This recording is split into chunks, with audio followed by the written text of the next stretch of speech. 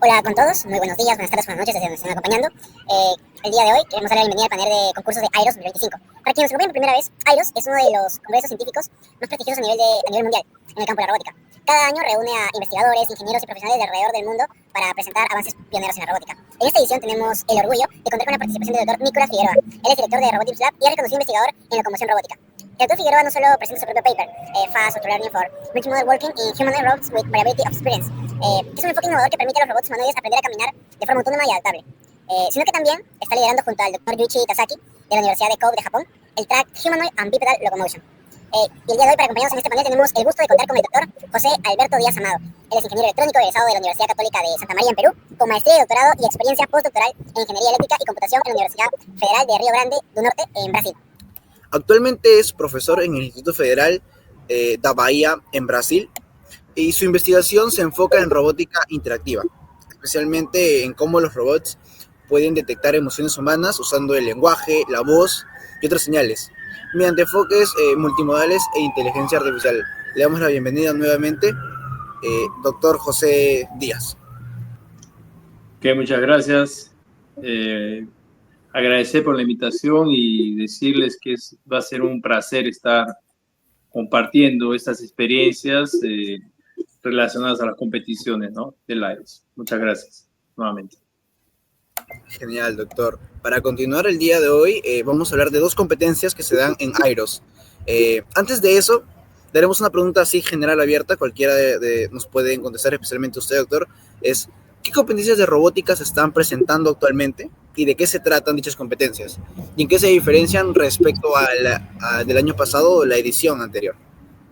Bueno, lo que yo he estado revisando, el principal desafío de la robótica está relacionado a la adaptación, ¿no? Adaptación de situaciones así que son caóticas, ¿no? Si nosotros percibimos o vemos nuestra vida, ¿no?, como no es una situación binaria, es una situación difusa. O sea que todo lo que hacemos no está planificado, ¿ok? Son situaciones inesperadas, ¿no?, la mayor parte de ellas. Son dinámicas. Y la robótica, el gran desafío de la robótica en este momento es justamente trabajar en estas situaciones. Entonces, por lo que he estado me informando, el principal desafío está ahí, ¿no? Uno de los principales desafíos es la captación de estas situaciones diferentes y la adaptación para estas situaciones diferentes, ¿no? Entonces, ese es un gran desafío. Y también otro gran desafío, por lo menos que también veo que tiene lógica, ¿no?, es la adaptación de los algoritmos en diferentes plataformas robóticas, ¿no? Porque existen plataformas robóticas terrestres, que pueden ser móviles, bípedes, o plataformas que son aéreas, ¿no?, como son los drones, o submarinas, ¿no?, que existen drones submarinos también. Entonces, todos los algoritmos, lo ideal es de que se pueda adaptar a cada situación y pueda responder de forma eficiente y de forma que se pueda definir las trayectorias y tomar decisiones de forma adecuada con estas variables, ¿no? Entonces, básicamente es eso el principal desafío. Sí, bueno, me presento. Buenas noches, doctor. Yo soy Rafael Loaiza. Actualmente estoy estudiando Ingeniería Mecatrónica y igual en la Universidad Católica de Santa María de Arequipa. Y bueno, sí, de hecho, he estado revisando también las competiciones y la mayoría se centra en qué tan bueno es el algoritmo, el programa que utilizan los robots para poder ser resilientes. Bueno, eso va un poquito a mi tema que voy a hablar de acá un ratito, de poder adaptarse, ¿no?, a las cosas imprevistas, a las situaciones que no son lineales y que más que todo se adapte a nuestra vida diaria, porque mm, creo que siempre que pasa algo, ¿no? No es como que todo esté planificado en el tema de los robots, como se está viendo actualmente. Hay diferentes aprendizajes, por ejemplo, el aprendizaje de refuerzo profundo, el aprendizaje refuerzo, en ciclo cerrado, en ciclo abierto, en lazo abierto, lazo cerrado. Entonces, hay bastantes competiciones y también ya le estaré preguntando sobre una que otra que me pareció interesante y no sé, usted como experto me podría eh, dar un poquito más, una perspectiva, un enfoque mucho más amplio al tema que yo le pregunto. Genial. Para continuar, vamos a hablar sobre la primera competencia, que es el Future of Robo, que simula un entorno de fábrica inteligente donde robots humanoides actúan como controladores inteligentes y robots vehículos de ingeniería como ejecutores móviles. Más que todo, esta es una competencia que robots cumplen tareas colaborativas como cruzar algún obstáculo, mover algún elemento de carga o clasificar elementos y así. Buenas noches, ingeniero. Me presento. Yo igualmente soy de la Universidad Católica Santa María de Arequipa. Mi nombre es Steven, y también cursando la carrera de Ingeniería Mecatrónica. Pues yo les voy a hablar un poco acerca de lo que es la competencia de Future of Robot, donde, bueno, como nos está diciendo mi amigo Esteban, nosotros vamos a simularlo como un entorno de fábrica inteligente, ya que la mayoría de las empresas están ya haciéndose industrias versión 4. Y entonces están utilizando más que nada estos tipos de tecnología, ¿no? Donde van a combinar lo que es el robot vehicular con el robot humanoide, donde el robot humanoide puede ser como un tipo de Yanshe o también puedes crear tu propio diseño, ¿no? Bueno, para empezar, nosotros tenemos un circuito. No sé si Daniela, puedes presentar el circuito, por favor. Listo, genial, muchas gracias. Bueno, en la primera parte del circuito tenemos donde dice el número 1. Y ya en el número 1 se va a colocar lo que es robot, el robot, eh, el robot móvil, donde su función es seguir las líneas negras como un seguidor de línea, solo que en esta ocasión va a ir a la parte de donde va a recoger el material, donde sería por la parte de fabricación, donde vienen unos tipos de cajitas amarillas, ¿ya? En ahí va a recoger el material y se lo va a entregar el material en la parte A o en la parte B, dependiendo del color, de qué es lo que escogen, ¿no? Y a la vez también vamos a estar manipulando lo que es el robot humanoide, donde va a atravesar obstáculos, por ejemplo, los escalones o otros como tipo barandillas, algo así. Igualmente, este robot va a estar clasificando los materiales y va a estar simulándolo en qué lugar va a estar, también dependiendo de el color de cada bloque, ¿no? O sea, los dos robots van a trabajar a la par. Igualmente, para recalcar un poquito más de la competencia, nosotros queremos que los estudiantes de la universidad, más que nada son como 2 a 3 participantes y a la vez son, ¿cómo se llama? Liderados, más que nada acompañados con dos profesores o ingenieros, ¿no? Y para que se puedan desenvolver, ¿no? Y tener más conocimiento acerca ya de la industria 4, ¿no? Y mi pregunta, ingeniero, más que nada va para usted de qué tan dificultoso puede ser este tipo de competencias y a la vez cómo este tipo de competencia nos puede ayudar en nuestra vida de profesionales, ¿no? Más que nada para los estudiantes ingenieros. Perfecto, Steven. Primero, yo creo que el principal desafío de la robótica es la odometría, ¿no? Para saberse orientar, ¿no? El robot, de hecho, dónde está en un determinado ambiente. Entonces, un primer desafío de repente es ese, ¿no? El robot se sitúa, ¿no?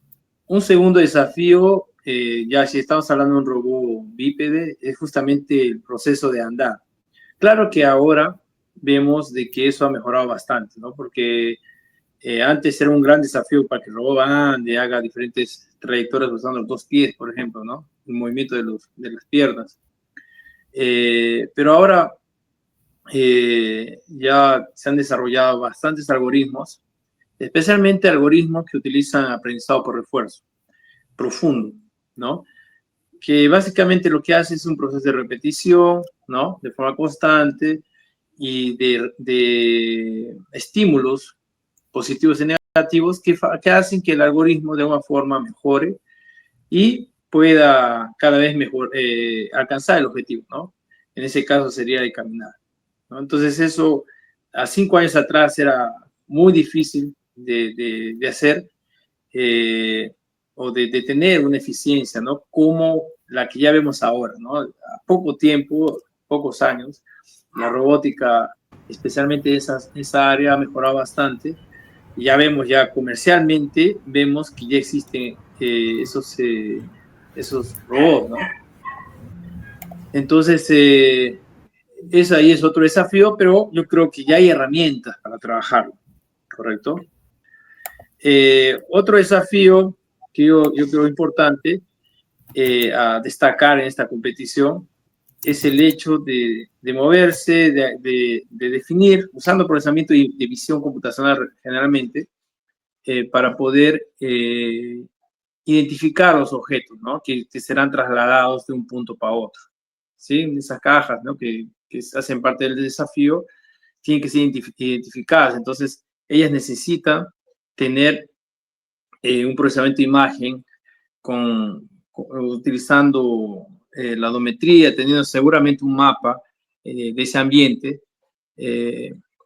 para poder identificar esos objetos y poder hacer el traslado correcto, ¿no? De un punto para otro. Generalmente estos mapas, esta competición necesitan ya, o mejor dicho, generalmente los mapas tienen que ser generados por el robot, ¿no? Entonces, el robot utiliza unas técnicas, por ejemplo, el SLAM, que es una técnica que nos permite mapear, ¿no? O identificar los obstáculos, las principales trayectorias, ¿no? En este caso de la competición. Y con esta información podemos hacer un desplazamiento más adecuado, ¿no? Utilizando técnicas de navegación, ¿no? En ese caso, tipo la A estrella, que es la más conocida, ¿no? Entre otras, Monte Carlo y otras. Entonces, son técnicas complementarias, ¿no? Que el robot necesita tener y para poder esquivar de los obstáculos, ¿sí?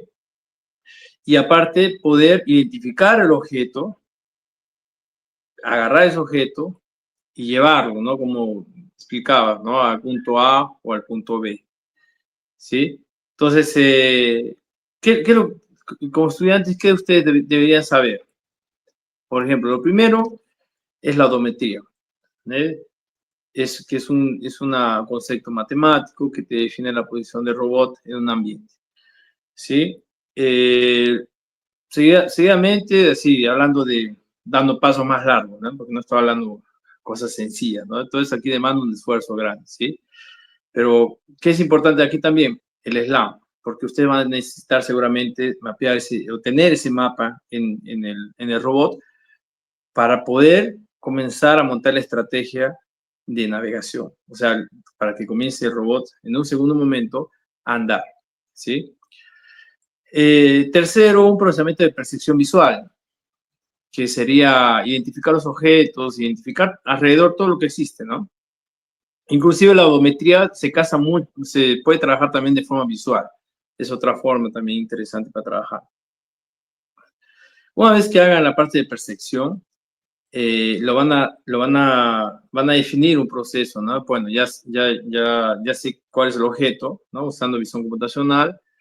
Van a hacer un proceso de interacción con el robot, o sea, le van a mandar la información al robot, dando las coordenadas donde él tiene que agarrar el objeto, ¿no? Entonces, si es un robot que tiene brazos, entonces ahí se aplican todas las técnicas de cinemática, ¿no? Direct, inversa, ¿no? Que seguramente eso también tienen que saber para poder alcanzar el objetivo de la posición del objeto. Eso aquí también se puede trabajar con aprendizaje por refuerzo, ¿sí? Les comento eso porque yo estaba orientando a un chico de España a poco tiempo, justamente con manipuladores. Y todo lo hemos hecho con aprendizaje de refuerzo porque es la mejor herramienta en este momento, ¿no? Para poder trabajar esa parte cinemática, porque ustedes saben que eso también es un proceso matemático que no es simple, ¿no?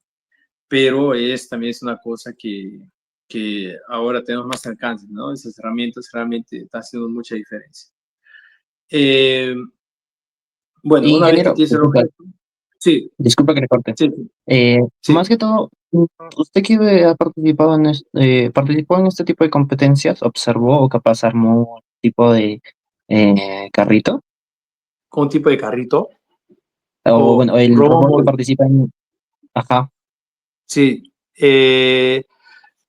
O sea, lo que hemos hecho, yo por ejemplo, te comento mi experiencia con relación a esto, ¿no? Yo por ejemplo tuve la oportunidad de trabajar con robótica móvil para carros autónomos, ¿no? Que es algo parecido, pero es la diferencia que en vez de tener un sistema de odometría y tener un mapa, se tiene un mapa de un ambiente externo. Entonces ahí utilizas el GPS. Y necesitas trabajar igual con percepción, con algo parecido aquí, necesitas trabajar con identificación, desvío de obstáculos. Entonces eso me trae un poco ese conocimiento, ¿no? Con relación a la robótica autónoma. Y otra y cosa lo que también, se sí, necesita para esto, o bueno, lo que se espera de esto es la velocidad en que realicen todo el circuito o la precisión en que lo hagan sin importar el tiempo. O bueno, obviamente van de la mano, pero ¿cuál es como que el parámetro un poquito más relevante que se debe tomar para este tipo de competiciones y mejorar en eso? como es un ambiente interno, entonces son las técnicas que debes saber, ¿no? El paso a paso, justo lo que estaba mencionando, ¿no? Por ejemplo, saber definir la odometría, definir el SLAM, definir la técnica de navegación que va a ser utilizada, y una vez definidos esos parámetros, los tienes que integrar. ¿Cómo lo integras? Por ejemplo, ¿qué se usa para integrar los parámetros de robótica en este momento? El ROS. No sé si han escuchado hablar de ROS. El ROS es un sistema operacional robótico que está en ya su segunda versión, se puede decir, porque está en el ROS 2. Los A dos, poco sí. tiempo, sí, a poco tiempo yo inclusive tuve que actualizar todo lo que estaba haciendo porque el ROS 1 ya, bueno, ya está obsoleto. Y ese es un elemento importante en la robótica. Tanto la robótica Y el académica como la Isaac Sim, industrial son los que usan esa ahí. ¿Sí? y el Isaac Sim, Upsapsin, no conozco. no, Isaac Sim. Ay, no conozco. No. ¿Sería que es ahí un programa también? Ajá, bueno, básicamente entrenas a tu propio robot, básicamente. Sí, pero es un Pero o sea, simulador.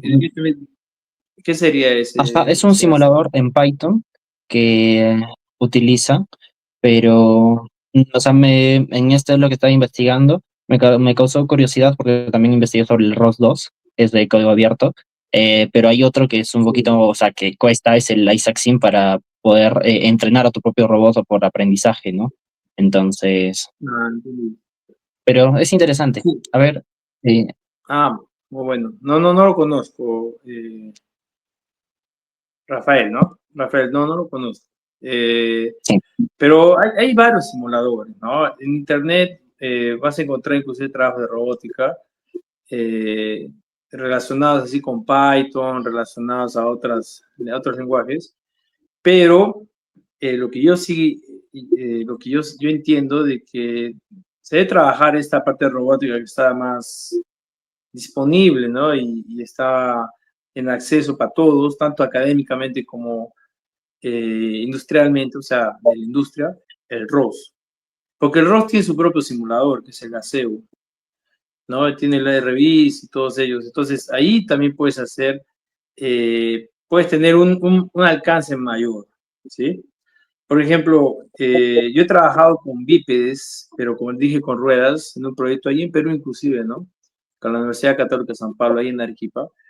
Y en ese robot que es el Paper, que tiene bracitos y todo, ya tenía también el ROS incorporado, ¿no? Claro que tuvimos que hacer unas adaptaciones porque ya tenía un ROS antiguo. Pero la tendencia académica e industrial es tener ese acceso por medio de un sistema, de algo más padronizado. En este caso, lo padronizado define la arquitectura, es el ROS, ¿no? El ROS 2 en este caso, ¿no? Y yo creo que así yo veo, tanto académicamente, que eso ha crecido, como también industrialmente, ¿no? Porque las empresas buscan personas que tengan este conocimiento, ¿no? El ROS no es simplemente algo, yo creo que no es algo temporal, no es algo que viene ya para quedarse en la robótica, justamente porque es abierto, ¿no? Como me decías, Rafael, tú pagas, ¿no? Por ese simulador, ¿no? Que me dice que es pago, ¿no? Entonces, claro que de repente va a tener más beneficios, todo, pero lo que es abierto, lo que es open source, eso ahí tiene un impacto más grande, yo creo, ¿no? Entonces, y la mayor parte de esos robots que son que necesitan trabajar realmente con más datos, datos más sofisticados, con cantidades mayores, ¿no? De datos y todo eso ahí, trabajan ya con este sistema ROS. Interesante, ingeniero. Genial, doctor, muchas gracias por habernos comentado sobre la primera competencia. Ahora, para continuar, vamos a darle paso a la segunda competencia, que es el RoboSense, The Robot Sensitive Challenge, el cual mi compañero Rafael es el que está más empapado del tema y nos va a dar una pequeña introducción para luego comenzar con unas preguntas generales. Gracias, Esteban. Bueno, sí, justo mi tema que investigué un poco más el RoboSense, básicamente es una competición internacional donde abarca un poco la robustez de los sistemas de robótica o lo de los robots. ¿Qué es robustez? O bueno, para darles en contexto, robustez es qué tan, por la redundancia, qué tan robusto es el robot para que pueda aguantar como que percepciones reales en entornos reales de cambio múltiple. Como usted mencionaba, el caos que existe en la vida real, cómo eso lo traslada y cómo afronta esto el robot. Entonces, enfrentando problemas como fallos en los sensores, porque sabemos que también hay ruido, ahí se utilizan los filtros pasa altos, pasa bajos, bueno, en lo que tengo conocimiento, claro, ¿no? Y bueno, más que todo son los cambios de plataforma también en esta competición como vehículos, drones y cuadrúpedos. Ahora, ingeniero, quería preguntarle, más que todo, ¿qué tanto tiempo involucra usar los diferentes sensores y cámaras para este tipo de robots? Y digamos, ¿cuál es el método a elegir de los componentes que tienen que utilizar estos robots? ¿Cuáles son los más viables y para qué situaciones? Perfecto. Los métodos, ¿no? Bueno, el método más, como te había mencionado anteriormente, el que se está utilizando bastante ahora, ¿no? Es el aprendizaje por refuerzo, por la facilidad, ¿no? Que ahora se tiene con los diferentes algoritmos en esta línea, ¿no? De aprendizaje por refuerzo. Pero otro método también que de alguna forma hace una prospección de esta situación es la lógica difusa. Ustedes conocen de repente. La técnica de lógica difusa es un método también que intenta plasmar el ambiente difuso, un ambiente diferente, ¿no? De una determinada situación, de un determinado proceso, e intenta plasmar de una forma matemática. Y Claro, más o existe menos también, convertir sí, la información no solamente a binario, ¿no? Porque sabemos que no siempre es binario, es 0-1, simplemente hay bastante valores parciales, etcétera. Sí, sí, perfecto, perfectamente. Inclusive lo puedes llevar, porque sí, ¿cuál es la tipo de desventaja de repente con la lógica difusa? Es que necesitas tener una experiencia necesitas conocer un poco de esta situación complicada, ¿no? En la lógica difusa lo que se hace es plasmar esta situación complicada de una forma eh, matemática, utilizando conjuntos básicamente, ¿no? Y utilizando una lógica fuse. La lógica fuzzy lo que intenta es definir situaciones. Por ejemplo, si se presenta tal situación, entonces ahí haz esa otra. Si se presenta tal situación, entonces haz el plano B, plano C, plano D, ¿no? Entonces, por reglas que uno coloca o puede plasmar, ¿no? Esa experiencia en la lógica difusa, puede definir el actuar del robot, ¿no? Por ejemplo. La lógica difusa es algo complementar. ¿Por qué? Porque tú lo proyectas. Somos nosotros que lo proyectamos. Las redes neuronales, las que son, por ejemplo, supervisionadas, ellas no son proyectadas por nosotros. Ellas son, básicamente, es una caja negra, como ustedes deben saber, que tiene su entrada, que son valores ya definidos, y en función de eso hay una salida, y ellas están relacionadas, ¿no? Entonces, yo necesito tener esas entradas y salidas para poder relacionarlas. La lógica difusa trabaja justamente donde está la caja negra, ¿no? Él trabaja en la experiencia de la persona, lo plasma ahí, y independiente de las entradas, genera salidas. ¿Sí? Salidas que van a ser generadas o van a ser definidas por la experiencia de la persona que está proyectando el algoritmo. Entonces, esa parte es un tema interesantísimo, ¿no? Esta parte de la complejidad de que el robot tiene que tomar decisiones en función del aspecto externo, ¿no? Un punto importante, por ejemplo, relacionado a este tema, es las zonas proxémicas. No sé si ustedes han escuchado hablar de esto. Zonas proxémicas No. son zonas, que es importante que sepan esto también, porque es el gran desafío de la robótica, ¿no? ¿Cuál es el gran desafío de la robótica? Que sean aceptados por nosotros de una forma natural, ¿sí? Vamos a imaginar de que estamos ahorita, como seguramente ustedes están en un lugar, pero ustedes están separados uno del otro por una determinada distancia, ¿correcto? No están cerquísima, no están cerca uno del otro. Porque de repente a veces incomoda un poco, ¿no? Si alguien se te acerca mucho, incomoda, ¿no es verdad?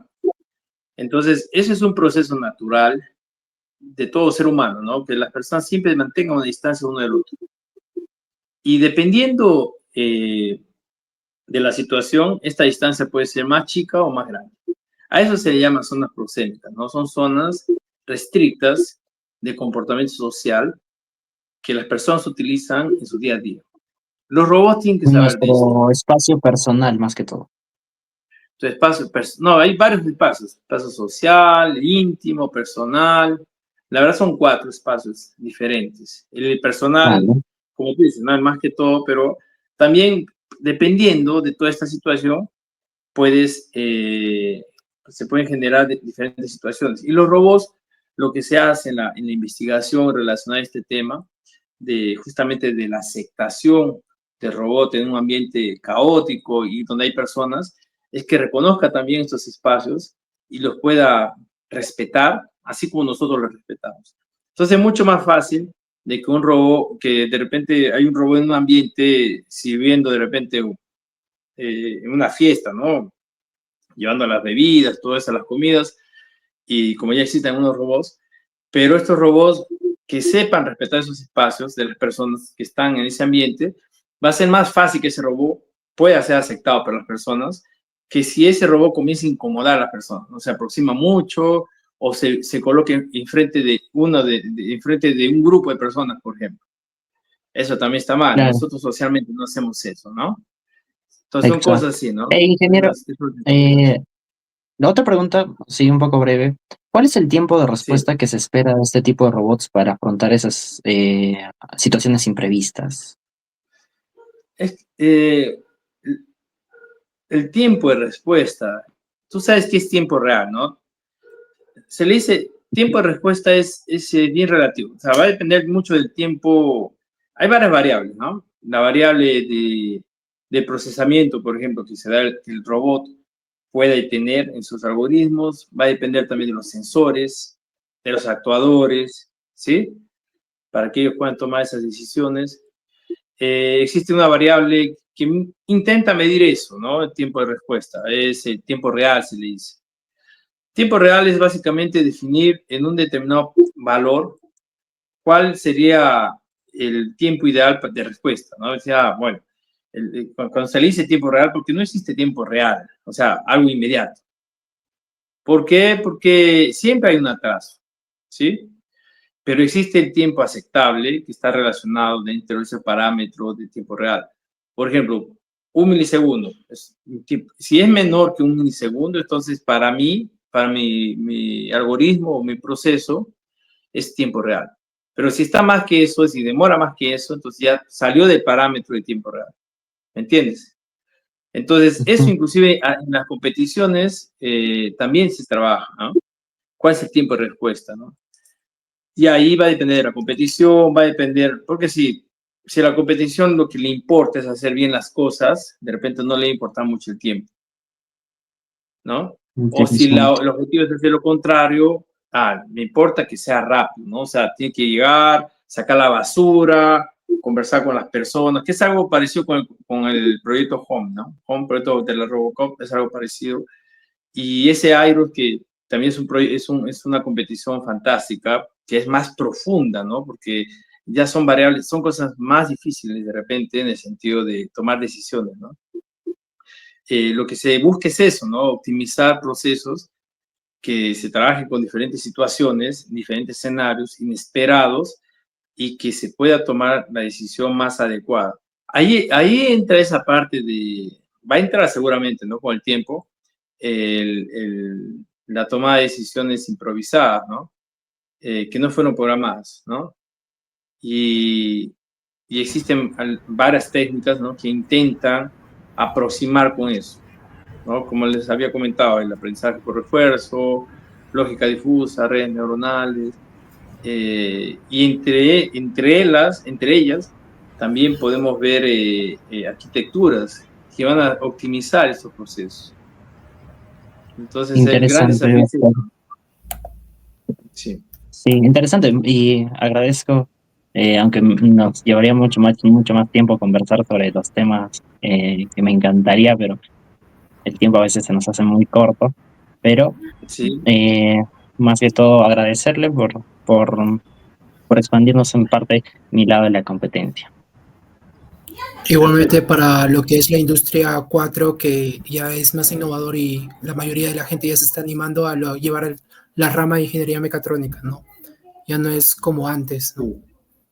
No, la industria 4.0, solamente para contextualizar, es una de las, la verdad no, ya no hay industria 4.0, ahora hay industria 5.0, ¿no? ¿Por qué? Porque ahora el desafío de la industria 5.0 es justamente juntar todo lo que se generó en la industria 4.0, que son los carros autónomos, IoT, Big Data, realidad virtual, todo eso ahí se está integrando. Eso es la 5.0. ¿Sí? Seguridad, todo eso ahí. Y eso se está llevando al ámbito de los robots, ¿no? Entonces también es bien interesante en ese sentido, ¿no? Es la tendencia. Sí, genial, doctor. Es justo lo que mencionas, es lo importante, que ya estamos a nivel mundial dejando la industria 4.0 y entrando a la 5. Le agradezco de manera personal por lo que ha compartido junto a mis compañeros. Y bueno, para terminar, ¿no? Disculpe el ruido. Antes de despedirnos, queremos agradecer profundamente al doctor José Díaz por su valioso apoyo a esta iniciativa y principalmente por su tiempo, su compromiso y su claridad y la capacidad para traducir conceptos técnicos en ideas accesibles que nos están enriqueciendo enormemente para esta conversación, que no solo nos sirve para nosotros, sino también para todo el televidente que en algún momento lo pueda ver. Y su entusiasmo refleja el espíritu colaborativo que impulsa a la comunidad de Airos. Del equipo se los agradece bastante y supongo que nos estaremos encontrando en otra oportunidad. Perfecto, muchas gracias por la oportunidad también de conversar con ustedes y estoy a disposición cualquier actividad, ¿no? O duda que tengan. Después inclusive les puedo pasar los contactos y me pueden procurar sin ninguna restricción. Yo soy también de Arequipa, ¿no? La mayor parte son de ahí, entonces, o de Lima también, ¿no? Al final de cuentas todos somos peruanos y mi objetivo es poder, de alguna forma, poder contribuir en algo. ¿Ok? Muchas gracias por la invitación.